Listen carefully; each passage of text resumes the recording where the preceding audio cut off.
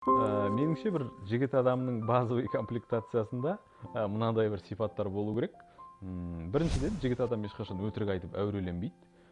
Жасырып жабатыны бар жігіт қана өтірік айтады. Және бір өтірігін дәлелдеймін деп екінші өтірігін айтады. Мұндай итырғылжыңдықтан жігіт адам арылу керек. Екіншіден, тәуір жігіт конфликтіден ләззат алмайды. Қырсығу, қиын қылу дегеніңіз ол әйелдерге тән әрекет.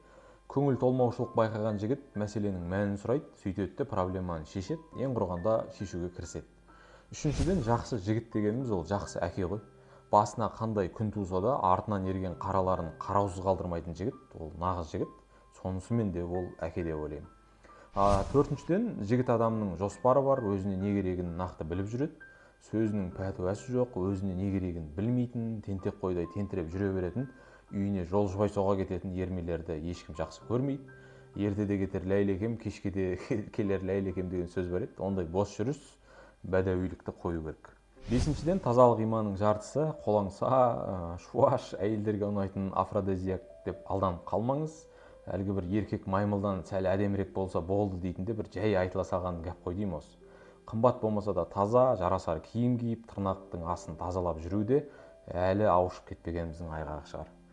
Естердің тағы бір белгісі меніңше проблемасын мойындау. Және бірдеңе бүлдіре қалса, онысына ұялмай кешірім сұрау.